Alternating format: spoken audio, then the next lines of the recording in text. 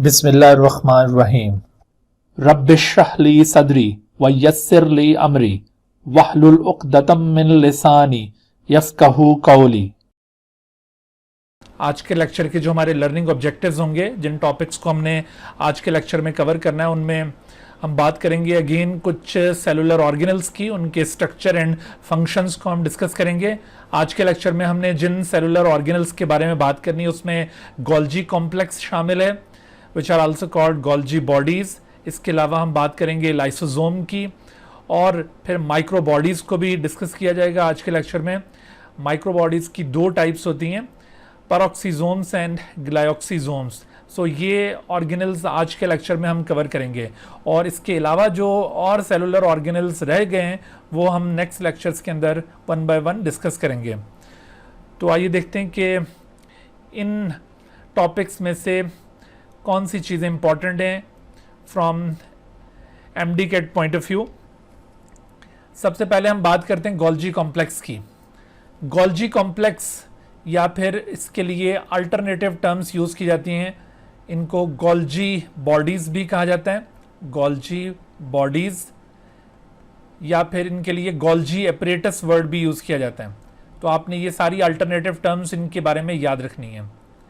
असल में Golgi scientist का नेम है जिसने गोल्जी कॉम्प्लेक्स को या गोल्जी बॉडीज़ को या गोल्जी एपरेटस को रिपोर्ट किया था फॉर द फर्स्ट टाइम। वैसे सम टाइम साइंटिस्ट के नेम्स भी पूछ लिए जाते हैं एमडी कैट्स के अंदर, आपको याद रखने की ज़रूरत है। अगरचे ऐसा क्वेश्चन बहुत रेयर होता है, लेकिन चांस होता है, तो आप ज़रूर जहाँ जहाँ पर भी इंपॉर्टेंट साइंटिस्ट के नेम आ रहे हैं उनको ज़रूर आप याद करते चले जाएं। गोल्जी कॉम्प्लेक्स या गोल्जी बॉडीज़, इनको आप किस तरह से करेक्टराइज करेंगे, तो इसके लिए जो अप्रोप्रिएट वर्डिंग है वो है कि they are the collections of interconnected flattened sac like structures. ये भी इंटरकनेक्टेड सिस्टर्ने पर मुश्तमिल एक कलेक्शन होगी, but this is not a network. Last lecture में भी आपको मैंने क्लियर किया था एंडोप्लाज्मिक रेटिकुलम के साथ इनको कंपेयर करते हुए कि एंडोप्लाज्मिक रेटिकुलम के लिए हम नेटवर्क का वर्ड यूज़ करते हैं, गोल्जी कॉम्प्लेक्स के लिए नेटवर्क वर्ड यूज़ नहीं किया जाएगा। Golgi complex is just a collection of interconnected flattened sac like structures which are called cisternae. इसमें ना सिर्फ सिस्टर्ने इंक्लूडेड हैं, बल्कि इसके साथ साथ यहाँ पर आपको स्फेरिकल सैक लाइक स्ट्रक्चर्स यानी वेजिकल्स भी मिलेंगे।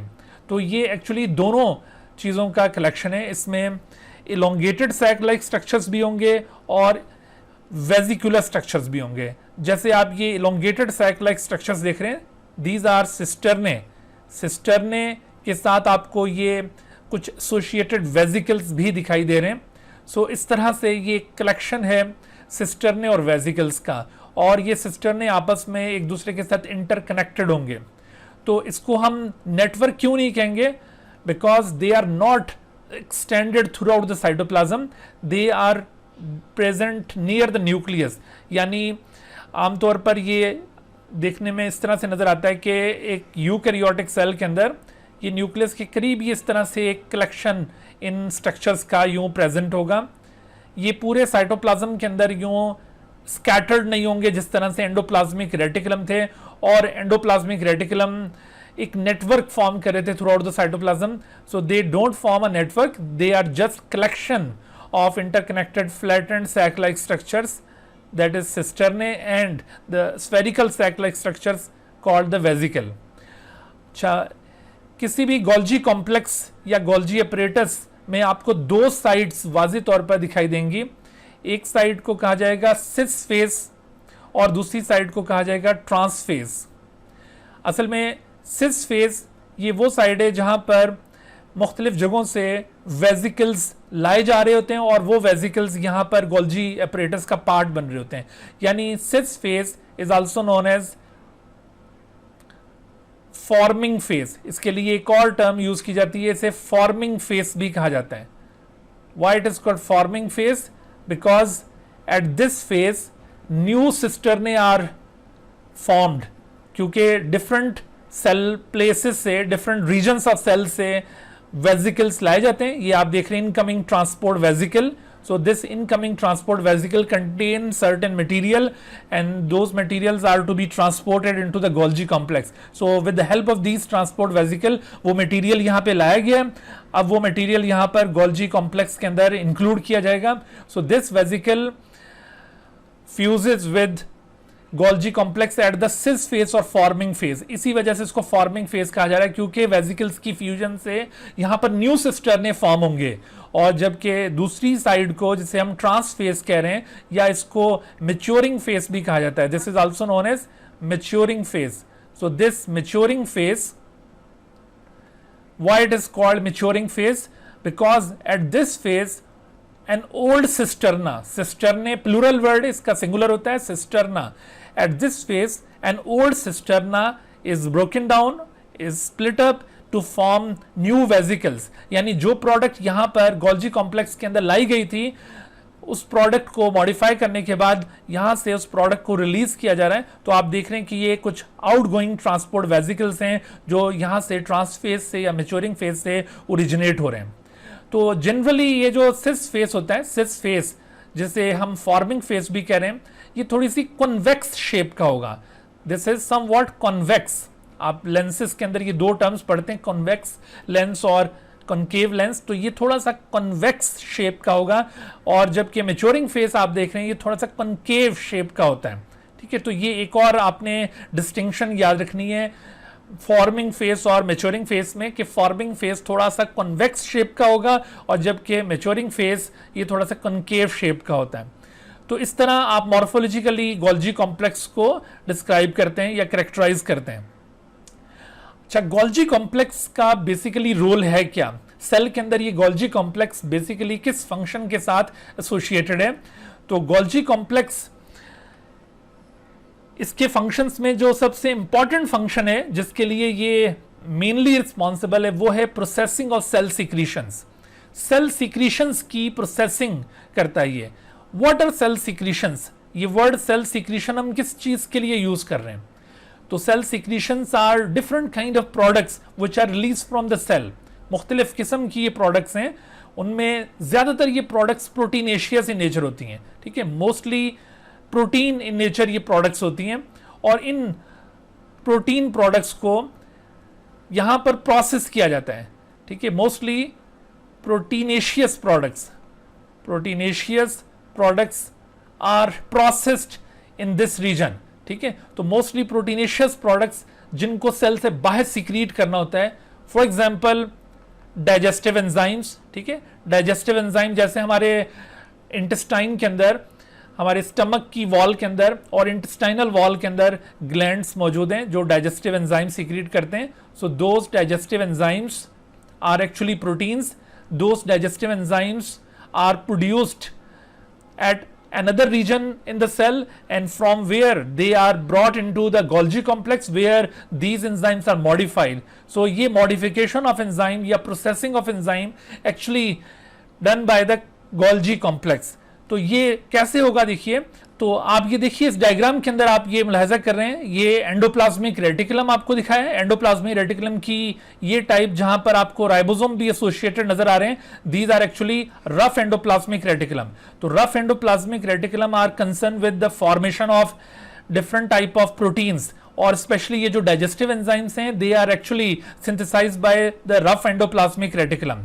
तो रफ एंडोप्लाज्मिक रेटिकुलम पर जब ये एंजाइम, डाइजेस्टिव एंजाइम या कोई प्रोटीन प्रोडक्ट्स जब ये सिंथेसाइज हो जाती हैं तो from rough endoplasmic reticulum these enzymes और these proteins are transported by smooth endoplasmic reticulum और स्मूथ एंडोप्लाज्मिक रेटिकुलम के एंड से कोई वेजिकल इन प्रोडक्ट्स को लेकर रिलीज हो जाता है.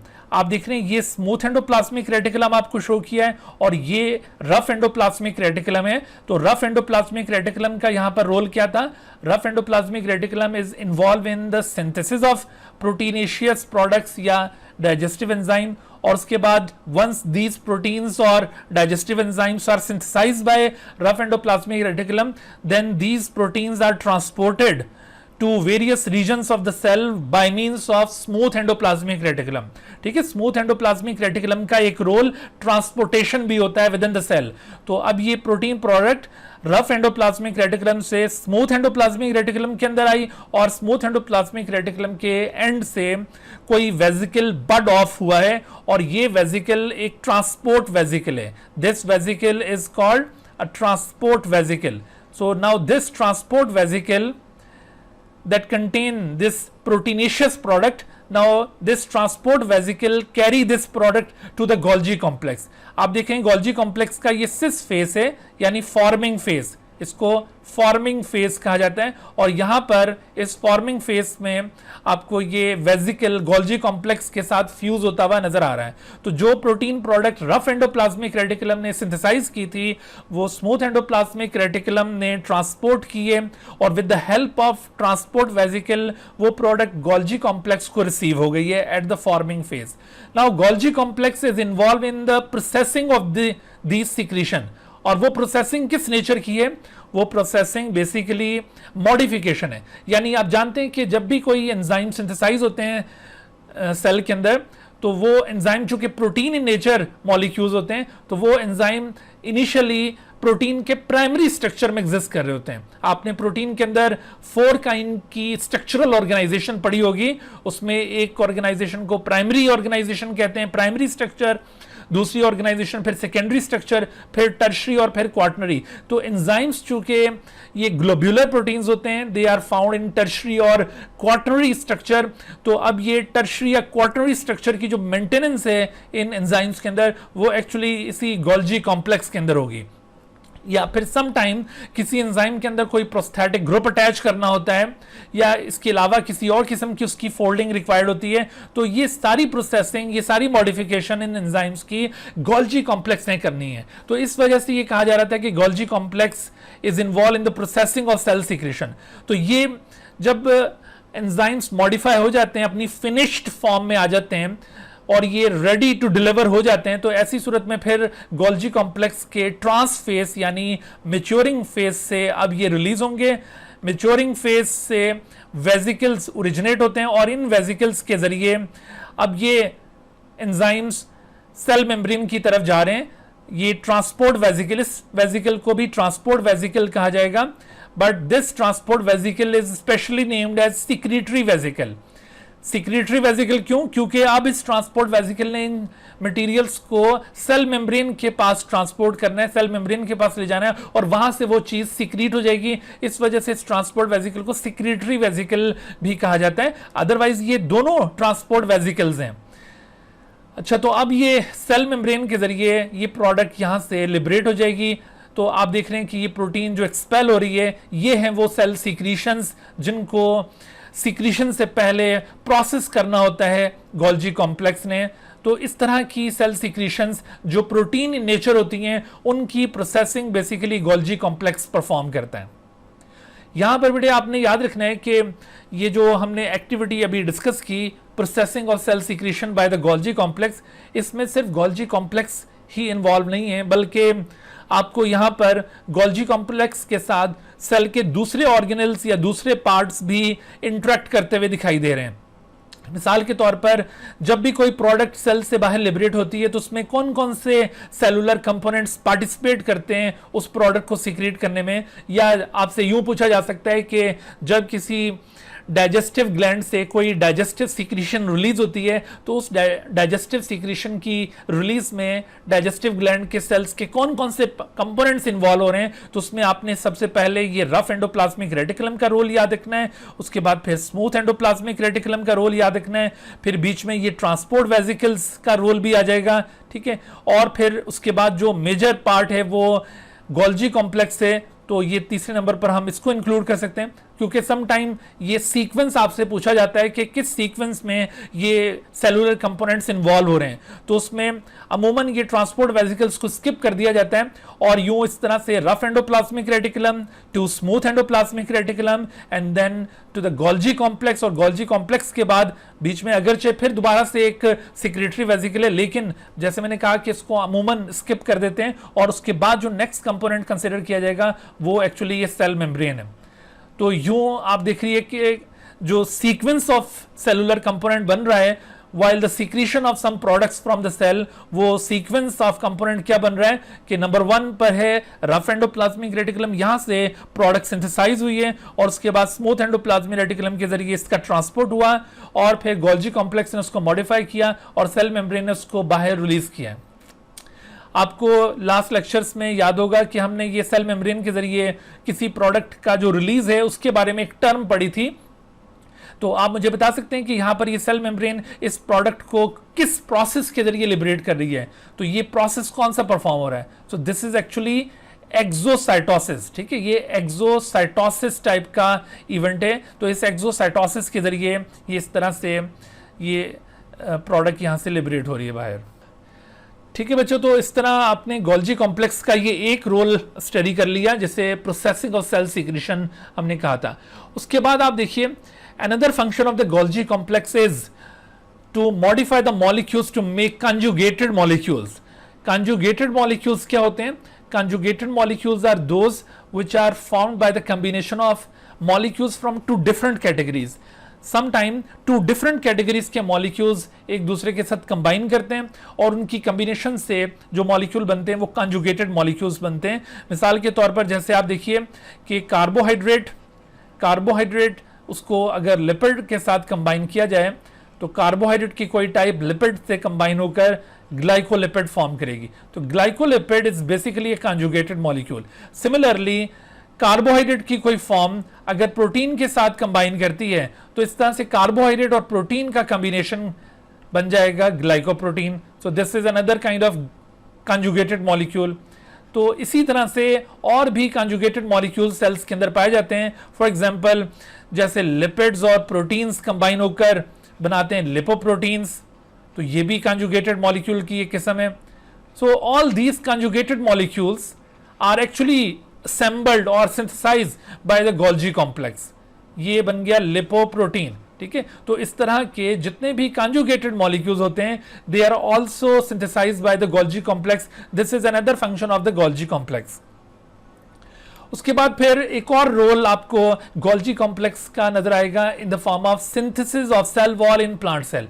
अच्छा, ये आपने याद रखना है कि this role is specific to the plant cell. ये एनिमल सेल में गोल्जी कॉम्प्लेक्स ये रोल परफॉर्म नहीं करेगा, क्योंकि जाहिर है कि सेल वॉल सिर्फ प्लांट सेल में मौजूद होती है और इस वजह से सेल वॉल की फॉर्मेशन में अगर इसका कोई रोल है तो ये सिर्फ प्लांट सेल के अंदर इसका रोल कंसिडर किया जाएगा। लिहाजा यहां पर देखो इस पॉइंट के ऊपर क्वेश्चन बन सकता है कि which function of Golgi complex is linked to plant cell only. तो उसमें आपने ये सिंथेसिस ऑफ सेल वॉल ये फंक्शन आपने याद रखना है कि ये गोल्जी कॉम्प्लेक्स का फंक्शन है, but this function is linked to plant cell only. ये एनिमल सेल में ये फंक्शन परफॉर्म नहीं होगा। अच्छा, ये सेल वॉल की सिंथेसिस कैसे परफॉर्म होती है? देखिए, सेल वॉल की सिंथेसिस इस तरह से होगी कि ड्यूरिंग साइटोकाइनेसिस ये न्यूक्लियर डिवीजन के बाद यानी कैरियोकाइनेसिस के बाद दूसरा इवेंट होता है माइटोसिस का। तो इसमें साइटोकाइनेसिस में साइटोप्लाज्म की डिवीजन होगी। जब ये दो न्यूक्लियाई फॉर्म हो जाते हैं with in the same cytoplasm, karyokinesis complete हो जाता है, तो अब साइटोकाइनेसिस की बारी आती है। तो cytokinesis which is the division of cytoplasm. So during this cytokinesis what happens? During this cytokinesis some vesicles are liberated from the Golgi complex. These Golgi vesicles actually contain materials for cell wall synthesis. So during cytokinesis these vesicles from Golgi complex arrange themselves at the equatorial plane. ये आप देख रहे हैं, ये जो central region of the cell है, this central region of the cell is called equatorial plane. इसको कहते हैं इक्वेटोरियल प्लेन। सो इस इक्वेटोरियल प्लेन पर कुछ वेजिकल्स यहां पर आकर अरेंज होना शुरू हो जाते हैं और इन गोल्जी वेजिकल्स की यहां पर अरेंजमेंट से एक स्ट्रक्चर फॉर्म होगा which is known as cell plate, या फिर इसको फ्रेगमोप्लास्ट भी कहा जाता है। This structure is called phragmoplast या फिर इसको सेल प्लेट भी कहते हैं। So this growing cell plate और phragmoplast is actually the collection of Golgi vesicles at the equatorial plane during cytokinesis of the mitosis. ठीक है, माइटोसिस में ड्यूरिंग सेल डिवीजन जब ये साइटोकाइनेसिस परफॉर्म होगा जब साइटोप्लाज्म डिवाइड होने लगेगा तो उस वक्त गोल्जी कॉम्प्लेक्स से ये कुछ वेसिकल्स ओरिजिनेट हुए हैं which actually contain materials for cell wall synthesis. Now such vesicles arrange themselves at the equatorial plane of the cell and by the fusion of these Golgi vesicle a continuous structure is formed known as phragmoplast. तो ये देखिए इस तरह से जब ये फ्रेगमोप्लास्ट establish हो जाएगा तो इसी फ्रेगमोप्लास्ट में मौजूद मटेरियल सेल वॉल सिंथेसाइज कर देंगे और इसी फ्रेगमोप्लास्ट की मेम्ब्रेन सेल मेम्ब्रेन बन जाएंगी. And in this way the cytoplasm of the parent cell is divided into two halves. इस तरह से two daughter cells are completely establish in a plant tissue. तो इस तरह से प्लांट सेल डिवीजन के दौरान ड्यूरिंग साइटोकाइनेसिस साइटोप्लाज्म की डिवीजन जब हो रही होगी उस वक्त ये फ्रेगमोप्लास्ट फॉर्म होगा by the combination of Golgi vesicle और with the help of this phragmoplast the cytoplasm of the parent cell is divided into two halves. So ये फंक्शन आपने देखा कि ये स्पेसिफिक रोल है गोल्जी कॉम्प्लेक्स का which is linked only to the plant cell. Animal cells के अंदर ये रोल परफॉर्म नहीं हो रहा होगा. अब इसी पॉइंट ऑफ व्यू से देखिए यहां पर एक क्वेश्चन हम लेते हैं कि which of the following is the collection of interconnected flattened sac like structures cisternae and the spherical sac like structures vesicle. तो इस डिस्कशन के बाद इस क्वेश्चन को इजीली सॉल्व करना चाहिए. देखिए ये ऑप्शंस हमारे सामने मौजूद हैं. गोल्जी कॉम्प्लेक्स या एंडोप्लाज्मिक रेटिकुलम या फिर लाइसोसोम या साइटोस्केलेटन या बोथ ए एंड बी. देखो बोथ ए एंड बी ये उस केस में हो सकता था कि अगर यहां पर वर्डिंग इस तरह से होती कि which of the following consist of flattened sac like structures called cisternae, अगर सिर्फ यहां तक बात पूछी गई होती तो फिर हम बोथ ए एंड बी की तरफ जा सकते थे. बिकॉज एंडोप्लाज्मिक रेटिकुलम भी सिस्टर्ने पर कंसिस्ट करने वाला एक कंपोनेंट है सेल का और गोल्जी कॉम्प्लेक्स में भी ये सिस्टर्ने प्रेजेंट होते हैं. लेकिन यहां पर चूंकि थोड़ी सी वर्डिंग स्पेसिफाई कर रही है कि ये गोल्जी कॉम्प्लेक्स है, यानी यहां पर वर्ड कलेक्शन यूज हो रहा है और इसके साथ साथ ये स्फेरिकल सैक लाइक स्ट्रक्चर्स यानी वेसिकल्स का भी जिक्र हो रहा है. सो इट मींस कि ये एंडोप्लाज्मिक रेटिकुलम हरगिज नहीं हो सकता. This must be the Golgi complex. So this is the right answer. तो इस तरह से देखिए यहां पर एक और क्वेश्चन आपके सामने पेश किया गया है कि which of the following cell organelles consist of elongated flattened sac like structures called cisternae. जैसे मैंने अभी आपसे पूछा था उसी तरह की अभी ये वर्डिंग आपके सामने आ रही है कि अब आपने बताना है कि यहां पर कौन से ऑर्गेनल्स हैं जो सिस्टर्ने पर कंसिस्ट करते हैं. तो डेफिनेटली यहां पर गोल्जी कॉम्प्लेक्स में भी सिस्टर्ने पाए जाते हैं और एंडोप्लाज्मिक रेटिकुलम में भी, बट लाइसोसोम में सिस्टर्ने नहीं होते. Lysosome consist of spherical sac like structure. तो यहां पर देखिए ऑप्शंस अगर आपके पास ये इस तरह से मौजूद हों कि 1 ओनली या 2 ओनली या 1 and 2 या 2 and 3, तो आप देखिए कि बहुत इजी हो गया ये क्वेश्चन आपके लिए. यहां पर राइट आंसर क्या होना चाहिए? 1 and 2 ओनली, यानी Golgi complex and endoplasmic reticulum both of them consist of cisternae. उसके बाद आप देखिए लाइसोसोम. गोल्जी कॉम्प्लेक्स से रिलेटेड सारे इंपॉर्टेंट कॉन्सेप्ट्स हमने कवर कर लिए हैं. अब हम आते हैं लाइसोसोम की तरफ. तो लाइसोसोम सेल का एक बड़ा अहम ऑर्गेनल है. Lysosome basically it is a vesicular structure. जब बात वेसिकुलर स्ट्रक्चर की हो, जब कहा जाए कि ये वेसिकुलर है तो इसका मतलब होगा कि वो एक फ्लैटेंड सैक लाइक बॉडी होगी, एक hollow flattened sac like body. So this is a vesicular structure that originate from Golgi complex and contain digestive और हाइड्रोलाइटिक एंजाइम. देखो इसकी स्पेसिफिकेशन में आपने नोट किया कि एक तो ये वेसिकुलर स्ट्रक्चर है, दूसरा ये गोल्जी कॉम्प्लेक्स से ओरिजिनेट हो रहा है. आपने ये याद रखना है कि जितने भी सेलुलर कंपोनेंट्स हैं सेल के अंदर उनकी फॉर्मेशन किसी न किसी जगह से हो रही होती है. तो ये आपने जरूर ऑब्जर्व करते जाना हर एक ऑर्गेनल के मुतालिक कि कौन सा ऑर्गेनल सेल में किस जगह से ओरिजिनेट हो रहा है. जैसे लाइसोसोम के बारे में आप देख रहे हैं कि लाइसोसोम वेसिकुलर स्ट्रक्चर्स हैं and they are originated from the Golgi complex, और ये डाइजेस्टिव या हाइड्रोलाइटिक एंजाइम कंटेन करते हैं. This is very much important feature of the lysosome और इसी फीचर की बुनियाद पर इसको बेसिकली कैरेक्टराइज किया जाता है. यानी an organelle that contain digestive hydrolytic enzyme, तो फौरन आपका इशारा लाइसोसोम की तरफ जाना चाहिए. तो लाइसोसोम ये डाइजेस्टिव या हाइड्रोलाइटिक एंजाइम कंटेन करने वाले ऑर्गेनल्स हैं. अच्छा अब देखो ये जो लाइसोसोम में ये ओरिजिनेट कैसे होते हैं, जो हमने यहाँ पर इसकी करेक्टराइजेशन में ये वर्डिंग यूज की है कि they are originated from Golgi complex. तो how they are originated from Golgi complex, तो यहाँ पर भी देखो उसी तरह से जैसे मैंने आपको लास्ट डायग्राम में गोल्जी कॉम्प्लेक्स का रोल एक्सप्लेन करते हुए शो किया था कि rough endoplasmic reticulum which are responsible for the synthesis of enzymes यानी प्रोटीन्स, उसके बाद फिर स्मूथ एंडोप्लाज्मिक रेटिकुलम जो कि ट्रांसपोर्ट ऑफ एंजाइम्स के साथ कंसर्न है। तो रफ के ऊपर ये डाइजेस्टिव एंजाइम सिंथेसाइज होंगे, स्मूथ एंडोप्लाज्मिक रेटिकुलम इनके जरिए इनका ट्रांसपोर्ट होगा और ये एंजाइम गोल्जी कॉम्प्लेक्स के पास रिसीव होंगे। गोल्जी कॉम्प्लेक्स इन एंजाइम्स को रिसीव करेगा एट सिस फेज, ये सिस फेज या जिसको फॉर्मिंग फेज भी कहते हैं, वहां पर ये इसको रिसीव करेगा और उसके बाद फिर इनकी ये मॉडिफिकेशन करेगा और मॉडिफिकेशन के बाद जब इस ट्रांस फेज से, that is called maturing phase, तो इस ट्रांस फेज से जब कोई वेजिकल इन एंजाइम्स को लेकर बरामद होगा, यहां से ये बाहर निकलेगा, सो सच अ वेजिकल व्हिच कंटेन डाइजेस्टिव और hydrolytic enzyme is called lysosome. तो इस तरह से ये लाइसोसोम का ओरिजिन हो रहा है। ये हमने लाइसोसोम का ओरिजिन यहां पे डिस्कस किया कि how lysosome is originated from the Golgi complex. अच्छा, लाइसोसोम जब ये गोल्जी कॉम्प्लेक्स से ओरिजिनेट होता है तो लाइसोसोम को उस वक्त प्राइमरी लाइसोसोम कहा जाता है, लेकिन उसके बाद लाइसोसोम जब अपना फंक्शन स्टार्ट कर देगा तो तब लाइसोसोम को आप सेकेंडरी लाइसोसोम कंसिडर करेंगे। ठीक है, यहां पर आपने ये डिफरेंस याद रखना है कि प्राइमरी लाइसोसोम और फिर ये सेकेंडरी लाइसोसोम में क्या फर्क है।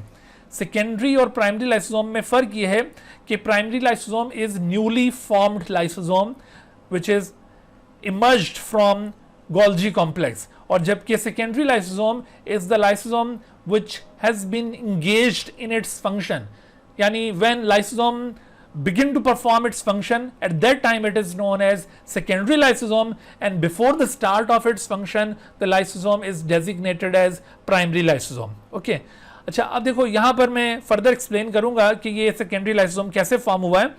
पहले जरा हम एक और चीज को यहाँ पे कवर कर लें कि ये आप देख रहे हैं primary lysosome which contain digestive और हाइड्रोलाइटिक एंजाइम। ये डाइजेस्टिव या हाइड्रोलाइटिक एंजाइम ये ऐसे एंजाइम्स हैं जो डिफरेंट बायोमॉलिक्यूल्स को डाइजेस्ट करने की सलाहियत रखते हैं, यानी इसमें लिपिड डाइजेस्टिंग एंजाइम लाइपेजेस भी होते हैं, इसमें कार्बोहाइड्रेट डाइजेस्टिंग एंजाइम कार्बोहाइड्रेजेस भी होते हैं, इसमें प्रोटीन डाइजेस्टिंग एंजाइम प्रोटीएजेस भी प्रेजेंट होते हैं। तो ये इस तरह के तमाम एंजाइम्स जो डिफरेंट सेलुलर प्रोडक्ट्स को डाइजेस्ट कर सकते हैं वो यहाँ पर मौजूद हैं। अब सवाल ये पैदा होता है कि अगर इस तरह के बहुत ही डेंजरस किस्म के एंजाइम लाइसोसोम के अंदर मौजूद हैं तो लाइसोसोम की अपनी मेम्ब्रेन क्यों नहीं डाइजेस्ट हो जाती? लाइसोसोम इस तरह के बहुत डेंजरस एंजाइम्स को किस तरह से कंटेन करता है? तो इसका रीजन दरअसल ये है कि लाइसोसोम बेसिकली एक सिंगल मेम्ब्रेनस स्ट्रक्चर है, but this single membranous structure has a specialized lipid layer inside it. Outer side पर आपको एक सिंगल मेम्ब्रेन नजर आ रही है, but inside this single membrane a special lipid layer is present. This lipid layer can not be digested by the enzymes present inside the lysosome, and due to the presence of this special lipid layer, ठीक है, ये जो special lipid layer यहां पर मौजूद है, due to the presence of this special lipid layer the lysosomal enzymes can not digest the wall of the lysosome. Lysosome की जो मेम्ब्रेन है इसको ये एंजाइम डाइजेस्ट नहीं कर पाएंगे। ठीक है, तो ये आपने याद रखना है। अच्छा, तो इसके अलावा देखो ये जो लिपिड लेयर है, ये लिपिड लेयर कहां से आ जाती है? एक्चुअली ये this lipid layer is acquired from outside.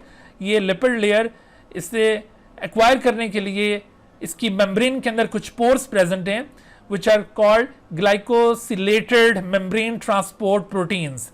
In pores को ग्लाइकोसिलेटेड मेम्ब्रेन ट्रांसपोर्ट प्रोटीन्स कहते हैं, और इन प्रोटीन्स के जरिए ये स्पेशल लिपिड लेयर यहाँ पे अचीव होती है। बाहर से ये स्पेशलाइज लिपिड को एक्वायर किया जाता है जो कि यहाँ पर अंदर एक लेयर फॉर्म करते हैं, और फिर ये एंजाइम इस लेयर की वजह से इसकी वॉल को डाइजेस्ट नहीं कर पाएंगे। In this way this vesicle contains some digestive और हाइड्रोलाइटिक एंजाइम। अच्छा, अब जरा देखते हैं हम लाइसोसोम के फंक्शन क्या क्या हो सकते हैं। देखिए, लाइसोसोम के फंक्शंस को हम इस तरह से क्लासिफाई करेंगे। सबसे पहला जो इसका मोस्ट इंपॉर्टेंट फंक्शन है, जिसके लिए इसको आमतौर पर करेक्टराइज भी किया जाता है, वो है intracellular digestion. Lysosome is mainly responsible for intracellular digestion. Intracellular digestion means digestion within the cell. और within the cell digestion कैसे होता है? Within the cell digestion इस तरह से होगा कि जैसे आप इस डायग्राम में देख रहे हैं, सेल मेम्ब्रेन यहां से फेगोसाइटोस कर रही है किसी फूड प्रोडक्ट को. This is actually a food product and this food product is phagocytosed by the cell with the help of its cell membrane. Or after phagocytosis, this food is enclosed in a vesicle and this vesicle is called food vesicle या इसको food vacuole भी कहा जाता है. Food vesicle or it is also known as food vacuole. ये vacuole की एक kind है. This is called food vacuole and this food vacuole is formed by the phagocytosis of the food with the help of cell membrane. उसके बाद फिर ये food vacuole ये lysosome के साथ फ्यूज करेगा. दूसरी तरफ आप देख रहे हैं कि लाइसोसोम ये गोल्जी कॉम्प्लेक्स से ओरिजिनेट हुआ और इस तरह का लाइसोसोम जो गोल्जी कॉम्प्लेक्स से रिसेंटली ओरिजिनेट हुआ हो उसे क्या कहते हैं. अभी मैंने आपको बताया था कि ऐसे लाइसोसोम को आप प्राइमरी लाइसोसोम कहेंगे. सो this is actually primary lysosome which is recently emerge from Golgi complex. और इस लाइसोसोम के enzymes definitely rough endoplasmic reticulum के जरिए सिंथेसाइज हुए होंगे और स्मूथ एंडोप्लाज्मिक रेटिकुलम के जरिए ये एंजाइम यहां पर गोल्जी कॉम्प्लेक्स के अंदर पहुंचे होंगे. गोल्जी कॉम्प्लेक्स ने उन एंजाइम्स को मॉडिफाई करके जब रिलीज किया है तो इस तरह का एक वेजिकल जो डाइजेस्टिव एंजाइम कंटेन कर रहा है वो प्राइमरी लाइसोसोम है. अब प्राइमरी लाइसोसोम और दूसरी तरफ से ये जो food vacuole as a result of phagocytosis form हुआ था, दोनों का फ्यूजन होगा और इस फ्यूजन के रिजल्ट में जो structure form hoga, this structure will be called as secondary lysosome. This is actually secondary lysosome. So this secondary lysosome will perform intracellular digestion. अच्छा, after the digestion of the food, digested product will be absorbed और ये digested product जब ये absorb हो जाएगी cytoplasm के अंदर निकल जाएगी तो remaining structure now will contain undigested waste. So such undigested waste containing vesicle is called contractile vacuole. आप देखिए जितनी भी digested products थी वो सारी absorb हो गई साइटोप्लाज्म के अंदर. Only undigested waste is left in the vesicle. Now this vesicle which contain undigested waste is called contractile. इसको contractile vacuole कहा जाएगा. This is also kind of vesicle या इसको वैक्यूल भी बोल सकते हैं. तो ये कॉन्ट्रैक्टाइल वैक्यूल बन जाएगा when it contains only undigested waste. Now this undigested waste will be liberated outside the cell by means of cell membrane. तो सेल मेम्ब्रेन के जरिए ये कॉन्ट्रैक्टाइल वैक्यूल जाकर जब फ्यूज करता है इसके साथ तो इस तरह से ये अनडाइजेस्टेड वेस्ट यहाँ से बाहर लिबरेट हो जाती है. So this process is known as exocytosis. So इस तरह से एक्सोसाइटोसिस इवेंट के जरिए ये अनडाइजेस्टेड वेस्ट एलिमिनेट हो जाएगी. यूं आप देख रहे हैं कि इंट्रासेलुलर डाइजेशन सेल के अंदर परफॉर्म होता है with the help of lysosome. So lysosome is involve in intracellular digestion. Specially वो सेल जो बहुत ज्यादा फैगोसाइटिक एक्टिविटी परफॉर्म करते हैं उनके अंदर आपको लाइसोसोम बहुत ज्यादा मिलेंगे. मिसाल के तौर पर जैसे WBCs हमारे बॉडी के ऐसे सेल्स हैं which are specific to phagocytosis activity. और ये फैगोसाइटिक एक्टिविटी परफॉर्म करने के दौरान अपने लाइसोसोम के जरिए उन फैगोसाइटोस मटेरियल को डिस्ट्रॉय करते हैं. आप जानते हैं कि WBCs की एक किस्म है मैक्रोफेजेस. तो वो मैक्रोफेजेस बहुत ज़्यादा फैगोसाइटोसिस परफॉर्म करते हैं. फॉरेन इन्वेडर्स को वो कैच करते हैं सेल में से और उसके बाद फिर बॉडी में से और उसके बाद फिर उनको डाइजेस्ट कर देते हैं ये मैक्रोफेजेस. तो इन मैक्रोफेजेस के अंदर या WBCs के अंदर लाइसोसोम बहुत अबंडेंटली प्रेजेंट होते हैं. बिल्कुल इसी तरह से जो अभी हमने गोल्जी कॉम्प्लेक्स पढ़ा था, Golgi complex are very much abundant in glandular cells. Glandular cells जहां पर सिक्रीशंस बहुत ज्यादा प्रोड्यूस हो रही होती हैं तो उन ग्लैंडुलर सेल्स में आपको गोल्जी कॉम्प्लेक्स ज्यादा तादाद में मिलेंगे. तो यूं डिफरेंट बॉडी पार्ट्स के अंदर डिफरेंट काइंड के सेलुलर ऑर्गेनल्स की अबंडेंस आपको नजर आती है। इन पॉइंट्स को भी आप माइंड में रखते जाएं। तो बहरहाल लाइसोसोम का एक फंक्शन आपने इंट्रासेलुलर डाइजेशन की फॉर्म में देखा। अब लाइसोसोम का एक और रोल आप देखिए, release of extra cellular enzyme.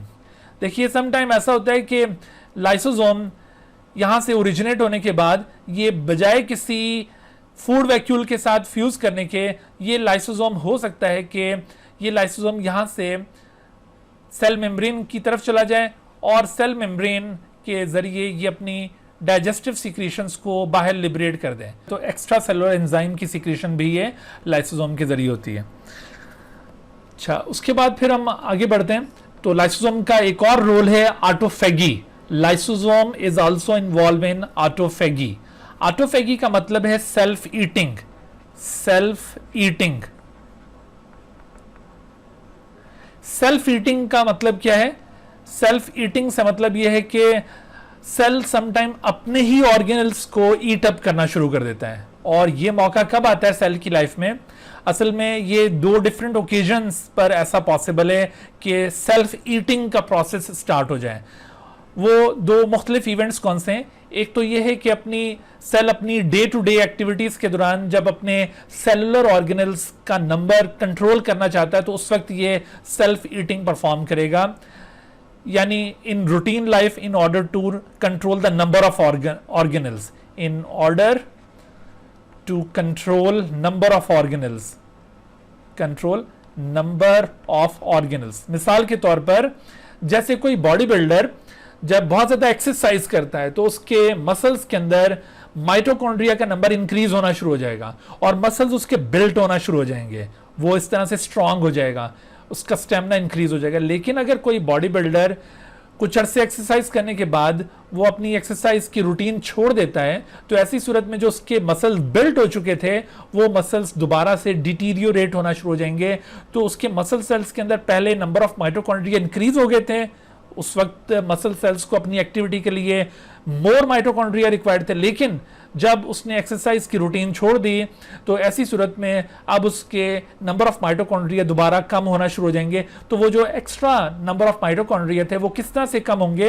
वो इसी प्रोसेस के जरिए कम होंगे जिसे हम ऑटोफेगी कह रहे हैं। यानी इसमें होगा ये कि लाइसोसोम ओरिजिनेट होगा, जैसे यहां पर आपने देखा था, और ये लाइसोसोम जब ओरिजिनेट होता है तो इसे क्या कहा जाता है?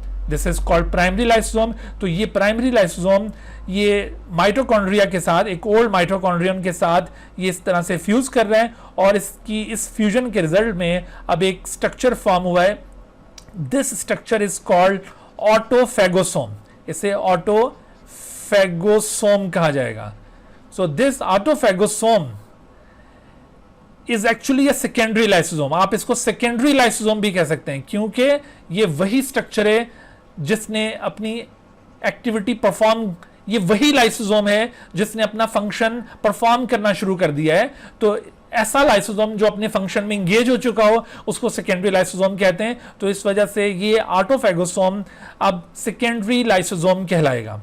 तो ये ऑटोफेगोसोम इस ओल्ड माइटोकॉन्ड्रियन को डाइजेस्ट कर देगा। इस तरह से जितने भी एक्स्ट्रा नंबर ऑफ माइटोकॉन्ड्रिया होंगे वो ग्रेजुअली डाइजेस्ट होते चले जाएंगे and in this way the number of mitochondria are controlled. तो इस तरह से सेल अपनी डे टू डे एक्टिविटीज के दौरान अपने नंबर ऑफ ऑर्गेनल्स को रेगुलेट करने के लिए ऑटोफेगी का प्रोसेस परफॉर्म करते हैं, which is a self eating process. इसके अलावा ये प्रोसेस एक और ओकेजन पर भी परफॉर्म होता है और वो ओकेजन क्या है? वो है स्टारवेशन। स्टारवेशन का मतलब है कि जब सेल को कोई फूड सप्लाई होना बंद हो जाता है तो ऐसी सूरत में सेल अपना सर्वाइवल के लिए, सेल अपनी सर्वाइवल के लिए जितना रिजर्व फूड है इसको यूटिलाइज करता है। लेकिन जब वो रिजर्व फूड भी उसके पास नहीं बचता, सारा रिजर्व फूड भी खत्म हो जाता है, तो ऐसी सूरत में आखिरी स्टेप के तौर पर अपनी सर्वाइवल के लिए सेल अपने ऑर्गेनल्स को डाइजेस्ट करना शुरू कर देता है और इसकी डाइजेशन से हासिल होने वाली एनर्जी पर वो फिर डिपेंड करना शुरू कर देता है। तो इस तरह से सिवियर स्टारवेशन के दौरान जब सेल को फूड सप्लाई बंद हो जाए तो ऐसी सूरत में ये सेल्फ ईटिंग का प्रोसेस इनिशिएट हो जाता है। ठीक है, तो आपने याद रखना है कि ये ऑटोफेगी जो सेल्फ ईटिंग प्रोसेस है ये सेल की रूटीन लाइफ में भी ये प्रोसेस परफॉर्म हो रहा होता है in order to control the number of organelles. और इसके अलावा ये स्टारवेशन में जब सेल को अपनी सर्वाइवल के लिए फूड रिक्वायर्ड हो और बाहर से फूड सप्लाई ना हो रहा हो, तो फिर अपने ही ऑर्गेनल्स को डाइजेस्ट करके ये गुजारा करता है, उस वक्त भी ये परफॉर्म होगा। सो this is another function of lysosome. अच्छा, इसके अलावा एक और फंक्शन यहां पे हम एनलिस्ट करते हैं। Lysosome is also involve in autolysis. Autolysis which is also known as apoptosis. Actually this autolysis or apoptosis is a kind of self death of the cell. ये सेल्फ ईटिंग नहीं बल्कि self death process है, जबकि autophagy is self eating process. आपने इन दोनों में difference याद रखना है। ऑटोलिसिस और apoptosis is self death process, यानी सेल जब अपनी सुसाइड खुद कमिट करेगा, तो इस तरह की सेल डेथ जो खुद से कमिट की जाए उसे सेल्फ डेथ या सुसाइडल डेथ कहा जाएगा, और उसके लिए टर्म यूज की जाती है एपोप्टोसिस या ऑटोलिसिस। तो ये एपोप्टोसिस या ऑटोलिसिस कैसे होता है? जो एपोप्टोसिस के दौरान या ऑटोलिसिस के दौरान भी ये लाइसोसोम जो इस तरह से गोल्जी कॉम्प्लेक्स से ओरिजिनेट हुआ और ये लाइसोसोम बस्ट कर जाएगा। ठीक है, यहां पर कुछ ऐसे सिग्नल सेल को मिलते हैं जिसकी वजह से ये लाइसोसोम बस्ट कर जाते हैं, और जब ये लाइसोसोम बस्ट कर जाएंगे तो ऐसी सूरत में लाइसोसोमल एंजाइम पूरे साइटोप्लाज्म के अंदर स्प्रेड हो जाएंगे, और इन लाइसोसोमल एंजाइम के स्प्रेड होने की वजह से ना सिर्फ न्यूक्लियर फ्रेगमेंटेशन शुरू हो जाती है, न्यूक्लियस फ्रेगमेंटाइज होना शुरू हो जाता है, बल्कि ये जो साइटोप्लाज्म है ये भी फ्रेगमेंटाइज होना शुरू हो जाता है, और इस तरह से एक सेल आप देखेंगे कि वो ग्रेजुअली छोटे छोटे से फ्रेगमेंट्स में ब्रोकन डाउन हो जाएगा। These fragments are called apoptotic bodies, और बाद में फिर इन एपोप्टोटिक बॉडीज को these apoptotic bodies are then phagocytosed by the WBCs। ये एपोप्टोटिक बॉडीज बाद में फिर WBCs की खुराक बन जाती हैं, जो हमारे बॉडी के मैक्रोफेजेस घूम रहे होते हैं वो इन एपोप्टोटिक बॉडीज को खा जाते हैं, और इस तरह से इस सेल का नामो निशान यहां से मिट जाएगा हमारे बॉडी से। तो ये प्रोसेस ऑटोलिसिस कब परफॉर्म होता है? असल में ये एक बड़ी रेगुलेटेड किस्म की सेल डेथ है। आपने इसके अलावा एक और काइंड की सेल डेथ भी पढ़ी होगी, नेक्रोसिस। नेक्रोसिस में लाइसोसोम की इन्वॉल्वमेंट नहीं है। नेक्रोसिस बेसिकली एक्सीडेंटल डेथ है जो किसी एक्सटर्नल फैक्टर की वजह से होती है, यानी टिश्यू किसी वजह से अगर डैमेज हो जाए तो वो एक्सीडेंटल डेथ नेक्रोसिस होगी। लेकिन ये ऑटोलिसिस एक रेगुलेटेड सेल डेथ है, और इस ऑटोलिसिस या एपोप्टोसिस को क्यों परफॉर्म किया जाता है? असल में दो डिफरेंट ओकेजन्स पर इसको परफॉर्म किया जाएगा। मिसाल के तौर पर जैसे एपोप्टोसिस ड्यूरिंग डेवलपमेंट ये परफॉर्म होगा। During development of the body हमारे बॉडी के अंदर कुछ पार्ट्स डेवलप हो जाते हैं जिनकी बाद में फिर जरूरत नहीं होती, तो इस तरह से उन पार्ट्स को फिर इसी ऑटोलिसिस या एपोप्टोसिस के जरिए रिमूव कर दिया जाता है। मिसाल के तौर पर जैसे जब हमारे बॉडी की डेवलपमेंट हो रही थी तो और हमारे हाथ जब डेवलप हो रहे थे तो शुरू में इस तरह से ये एक अपेंडेज टाइप का स्ट्रक्चर बनता है, but with the passage of time आप देखेंगे कि इसमें से यूं इस तरह से फिंगर्स वाजे होना शुरू हो जाएंगी, और दरमियान में से जो पोर्शन है वो यूं स्प्लिट होना शुरू हो जाएगा, और यूं खूबसूरत सा हाथ डेवलप हो जाता है। और ये जो दरमियान का पार्ट है ये इसी एपोप्टोसिस की वजह से यूं डिसइंटीग्रेट होता है। या फिर इसी तरह से आप देखिए कि जैसे ये एक फ्रॉग जब इनिशियली डेवलप हो रहा होता है तो उस वक्त फ्रॉग की शेप कुछ इस तरह से होती है कि उसमें यूं एक लॉन्ग टेल प्रेजेंट होगी। So this long tail containing frog is called tadpole. ये इसकी लार्वल स्टेज है। And when this frog becomes adult, तो जब ये एडल्ट फ्रॉग बनेगा तो उस वक्त इसकी ये टेल है ये डिसअपीयर हो जाएगी। तो ये टेल फ्रॉग की ये भी असल में इसी प्रोसेस के जरिए डिसइंटीग्रेट हुई है, जिस प्रोसेस के जरिए ये डेवलपमेंट के दौरान आपने देखा कि हमारे हाथों के दरमियान ये जो छोटी छोटी सी यहाँ पर वेब्स प्रेजेंट थी, तो वो वेब्स भी इसी प्रोसेस के दौरान यहाँ से रिमूव हुई हैं।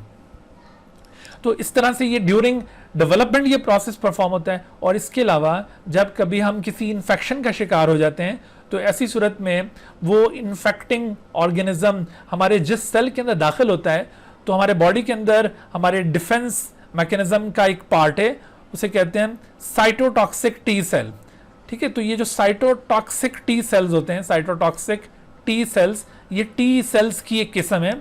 तो ये साइटोटॉक्सिक टी सेल्स क्या करते हैं कि जब हमारी बॉडी में कोई बाहर से फॉरेन इन्वेडर दाखिल हो जाएगा और किसी सेल के अंदर वो फॉरेन इन्वेडर जाके बैठ जाएगा। मिसाल के तौर पर जैसे ये हमारी बॉडी का सेल है सपोज, तो इसके अंदर वो फॉरेन पार्टिकल यहाँ पे आ गया है, तो अब ये जो साइटोटॉक्सिक टी सेल हैं ये सेल के पास जाएंगे और इस सेल को ये ताने देना शुरू कर देंगे कि तुम इन्फेक्टेड हो, तुम मर जाओ, और आखिरकार ये सेल इन तानों से बचने के लिए ये अपनी सुसाइड कमिट कर लेता है और ये मर जाता है।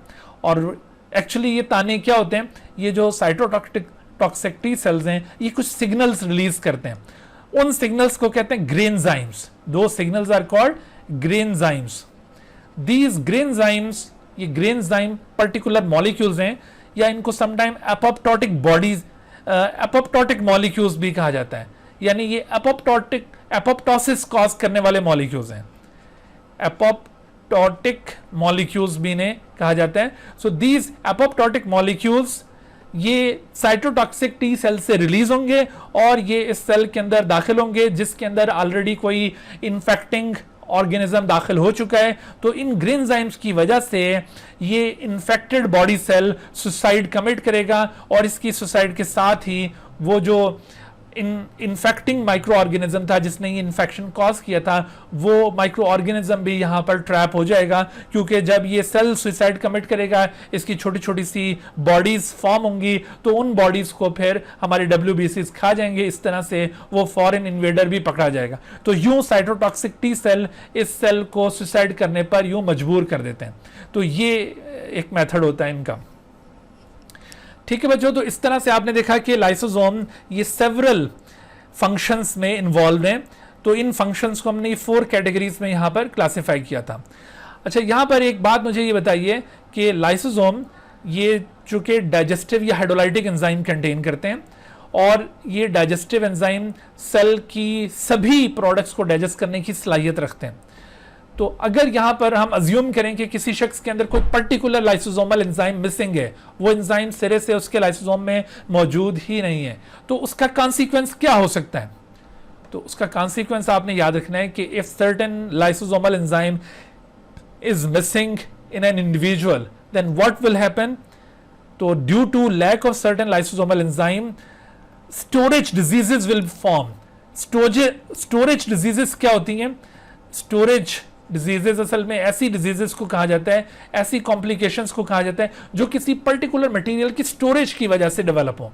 यानी चूंकि उस पर्टिकुलर मटेरियल को डाइजेस्ट करने का एंजाइम नहीं है, तो वो मटेरियल जब भी सेल के अंदर दाखिल होगा वो डाइजेस्ट नहीं होगा, वो एक्यूमुलेट करता जाएगा, and due to accumulation of certain products जो कॉम्प्लिकेशन सेल में डेवलप होगी, that complication will be called as storage disease. तो लाइसोसोमल एंजाइम की मिसिंग की वजह से स्टोरेज डिजीजेस कॉज होती हैं। मिसाल के तौर पर एक स्टोरेज डिजीज की यहां पर आपको एग्जांपल देते हैं। This storage disease is called glycogenosis. ठीक है, ग्लाइकोजिनोसिस ये एक स्टोरेज डिजीज है, glycogenosis type 2 disease. So this glycogenosis 2 disease is caused by the lack of an enzyme which digest glycogen. और ग्लाइकोजन डाइजेस्टिंग एंजाइम की lacking की वजह से जब ग्लाइकोजन इन सेल्स के अंदर दाखिल होगा जिसके अंदर ये लाइसोसोम फंक्शन नहीं कर रहे, जिनमें लाइसोसोमल एंजाइम मिसिंग है, तो ग्लाइकोजन जब दाखिल होगा इन सेल्स के अंदर तो ग्लाइकोजन वहां पर चूंकि यूटिलाइज नहीं हो पाएगा, ब्रोकन डाउन नहीं होगा, और लाइसोसोम के एंजाइम की मिसिंग की वजह से ग्लाइकोजन वहां पर स्टोर होना शुरू हो जाएगा। और किसी भी चीज की एक्स्ट्रा स्टोरेज आप जानते हैं कि वो प्रॉब्लम क्रिएट करती है। तो ये ग्लाइकोजन भी जब ओवर स्टोर होना शुरू हो जाएगा, ये सेल के मुख्तलिफ फंक्शंस के साथ इंटरफेयर करेगा और कॉम्प्लिकेशन डेवलप करेगा, and such complication is called glycogenosis. इसी तरह से एक और डिजीज जिसे टे-सेक्स डिजीज कहा जाता है, तो ये लिपिड डाइजेस्टिंग एंजाइम की मिसिंग की वजह से ये डिजीज डेवलप होती है। तो इस तरह के कई एक प्रॉब्लम्स हैं।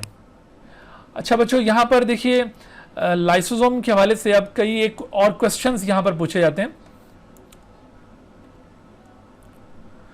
तो वो क्वेश्चंस इस तरह के हो सकते हैं। मिसाल के तौर पर जैसे अभी हमने बात की थी कि ये फूड वैक्यूल कहाँ से ओरिजिनेट हो रहा है, तो फूड वैक्यूल सेल मेम्ब्रेन से ओरिजिनेट हो रहा है, ठीक है। इसी तरह से how the secondary lysosome is form, तो secondary lysosome is form by the fusion of food vacuole and primary lysosome, या फिर secondary lysosome is form by the fusion of primary lysosome and an old mitochondrion. तो दोनों तरह से secondary lysosome की formation हो रही है। And how the contractile vacuole is formed, तो contractile vacuole is formed when the digestion has been completed in the secondary lysosome. उसके बाद फिर जब अनडाइजेस्टेड वेस्ट लेफ्ट हो जाएगी तो वो फिर कॉन्ट्रैक्टाइल वैक्यूल बनेगा। सो इस तरह की ये बातें आपने यहाँ पर याद रखनी है, ये आपसे एमसीक्यूज में पूछी जा सकती हैं, ठीक है। अच्छा, इसके बाद हम आगे बढ़ते हैं। लाइसोसोम के बाद लाइसोसोम से रिलेटेड दो और ऑर्गेनल्स हैं, इनको कहा जाता है पैरोक्सिसोम्स और glyoxysome, and these two organelles are collectively called microbodies. Microbodies इनको क्यों कहते हैं? Because they are very small in size. ये as compare to lysosome, lysosome actually various size के स्ट्रक्चर्स हैं, बट पैरोक्सिसोम्स एंड ग्लाइकोसिसोम्स ये lysosome के मुकाबले में बहुत छोटे होते हैं, इस वजह से इनको माइक्रोबॉडीज कहते हैं। और just like lysosome, these structures are also vesicular, ठीक है, ये भी वेजिक्यूलर स्ट्रक्चर्स हैं। ये प्रॉपर्टीज आपने जो कॉमन प्रॉपर्टीज हैं ये याद रखनी है। They are also vesicular structures like lysosome. They also contain enzyme like lysosome. अगरचे एंजाइम कंटेंट डिफरेंट है, लेकिन एंजाइम्स का प्रेजेंट होना ये एक सिमिलर फीचर है। और इसके अलावा आपको यहाँ पर इनका ओरिजिन भी सेम नजर आएगा, यानी ये ऑर्गेनल्स भी लाइसोसोम की तरह गोल्जी कॉम्प्लेक्स से ओरिजिनेट होते हैं, ठीक है। तो आपने ये पॉइंट्स इनके बारे में कॉमन याद रखने हैं। तो आप देखिए कि इनके एंजाइम कंटेंट्स को यहाँ पे कैरेक्टराइज किया हुआ है। लाइसोसोम में तो डाइजेस्टिव या हाइड्रोलाइटिक एंजाइम है, लेकिन पैरोक्सिसोम पैरोक्सीडेज, कैटालेज और ग्लाइकोलिक एसिड ऑक्सीडेज, ये तीन इंपॉर्टेंट एंजाइम्स हैं। इनके नाम आपने याद रखने हैं, ये अक्सर क्वेश्चंस में पूछे जाते हैं, तो इनके साथ इनका लिंक है। और ग्लाइकोसिसोम में कुछ ऐसे लाइपेजेज हैं जो स्पेशली प्लांट लिपिड्स की डाइजेशन से लिंक्ड होते हैं। तो इस तरह के एंजाइम्स यहां पर प्रेजेंट होते हैं ग्लाइकोसिसोम के अंदर। अच्छा, इसके अलावा देखिए अक्रेंस के लिहाज से लाइसोसोम और पैरोक्सिसोम तो ये दोनों प्लांट और एनिमल सेल में प्रेजेंट हैं, but the glyoxysomes are specially present on in the plant cell. ये प्लांट सेल के अंदर मौजूद होंगे, एनिमल सेल में मौजूद नहीं है। लिहाजा जब हम प्लांट और एनिमल सेल को डिफरेंशिएट करते हैं तो एक डिफरेंस उसमें हम ये ग्लाइकोसिसोम की फॉर्म में भी करते हैं। और यहां पर आपने एक और बात भी याद रखनी है कि ग्लाइकोसिसोम ये तमाम प्लांट सेल्स में भी मौजूद नहीं होते। They are found only in the cells of the seedling of the plant. Plant की सीडलिंग स्टेज पर ये प्रेजेंट होते हैं। और सीडलिंग स्टेज कौन सी स्टेज है? जब एक सीड से एक यंग प्लांट ओरिजिनेट होता है तो that young plant is called seedling. उस स्टेज पर ग्लाइकोसिसोम प्रेजेंट होंगे। तो वहां पर एक्चुअली रोल क्या होता है इनका? एक्चुअली ये ग्लाइकोसिसोम ऑयल सीड प्लांट्स के सीडलिंग में ये एक्चुअली प्रेजेंट होते हैं, और वहां पर ऑयल सीड प्लांट्स में जो स्टोर्ड फैटी एसिड्स हैं, उन स्टोर्ड फैटी एसिड्स को ये कार्बोहाइड्रेट में कन्वर्ट करते हैं by means of a metabolic cycle known as glyoxylate cycle. तो इस ग्लाइकोसिलेट साइकिल के लिए जो रिस्पॉन्सिबल एंजाइम्स हैं वो एक्चुअली यहाँ पर प्रेजेंट हैं, और इसी ग्लाइकोसिलेट साइकिल की वजह से इस ऑर्गेनल को ग्लाइकोसिसोम का नाम दिया जाता है, ठीक है। तो आपने ये ग्लाइकोसिसोम के बारे में ये फीचर्स याद रखने हैं। अच्छा, as far as peroxisome is concern, तो पैरोक्सिसोम ये प्लांट्स और एनिमल्स दोनों के अंदर ये टॉक्सिक सब्सटेंसेस के न्यूट्रलाइजेशन के अंदर इन्वॉल्व है, यानी डिटॉक्सिफिकेशन में इन्वॉल्व है। जैसे H2O2 एक टॉक्सिक प्रोडक्ट है जो अल्कोहल और दूसरे टॉक्सिक सब्सटेंसेस से ओरिजिनेट होता है, और H2O2 इटसेल्फ जो कि एक टॉक्सिक कंपाउंड है, तो इस वजह से H2O2 जब फॉर्म हो जाएगा तो इसका ब्रेक डाउन भी इसी के अंदर होगा। तो since this peroxisome is involve in the formation of H2O2 and break down of H2O2, इस वजह से इसका नाम पैरोक्सिसोम है, ठीक है। इसके नेम की बेसिस भी आपने याद रखनी है, चूंकि ये हाइड्रोजन पेरोक्साइड की फॉर्मेशन और ब्रेकडाउन से कंसर्न है, इस वजह से इसको पैरोक्सिसोम कहते हैं। और इसके अलावा यहाँ पर आपको एक और रोल भी नजर आ रहा है, but this role is specific to plant cells only. ये प्लांट सेल्स के अंदर फोटो रेस्पिरेशन के अंदर भी पार्टिसिपेट करने वाला ऑर्गेनल है। तो आपने इस फंक्शन को भी खास तौर पर माइंड में रखना है कि अगर आपसे पूछा जाए कि पेरोक्सिसोम का वो कौन सा फंक्शन है जो स्पेशली प्लांट सेल में परफॉर्म होता है, जैसे मैंने अभी आपसे गोल्जी कॉम्प्लेक्स के बारे में इस तरह का एक सवाल पूछा था, तो उसमें आपने ये पेरोक्सिसोम को याद रखना है। ठीक है बच्चों, तो इस तरह से ये माइक्रो बॉडीज भी हमने कवर कर लिए। अब इनसे रिलेटेड बहुत सारे क्वेश्चंस यहां पर पूछे जा सकते हैं, तो उन क्वेश्चंस की थोड़ी सी हम यहां पर प्रैक्टिस कर लेते हैं। जैसे आप देखिए कि which organelles are required for the formation of lysosome containing hydrolytic enzyme. तो जाहिर है कि हाइड्रोलाइटिक एंजाइम्स की फॉर्मेशन रफ एंडोप्लाज्मिक रेटिकुलम पर होती है और उसके बाद फिर उनकी प्रोसेसिंग गोल्जी कॉम्प्लेक्स से होगी और उसके बाद फिर लाइसोसोम ओरिजिनेट होंगे। तो इट मींस के both Golgi complex and rough endoplasmic reticulum are involve, therefore the right answer should be D. ठीक है, तो इस तरह से ये आंसर बनेगा। उसके बाद फिर देखिए एक और question, which of the following cell structures are spherical sac like. तो अब देखो लाइसोसोम, पेरोक्सिसोम और ग्लाइकोसिसोम ये सारे ही स्फेरिकल सैक लाइक स्ट्रक्चर्स हैं, तो यहां पर आंसर क्या बनना चाहिए, ऑल 1, 2 एंड 3। इसी तरह से which of the following cell structures are found in both plant and animal cell. तो उसमें देखिए लाइसोसोम और peroxisome are found both in plant and animal cell, तो इस वजह से right answer should be 1 and 2 only. फिर आप देखिए कि which of the following cell structure originate from Golgi complex, तो ये तीनों ही गोल्जी कॉम्प्लेक्स से ओरिजिनेट होते हैं। फिर विच of the following cell structures contain enzyme, all of them contain enzymes. तो इस तरह के सेवरल क्वेश्चंस यहां से पूछे जा सकते हैं, इनके ऊपर आपकी तवज्जो होनी चाहिए। Dear viewers, thank you for watching this video. If you have not subscribed this channel, kindly subscribe it and also press the bell icon below so that you could be notified about any new video lecture from Biology Guardian. And also do not hesitate to ask any question regarding this lecture. My contacts are shown on the screen. Thank you once again.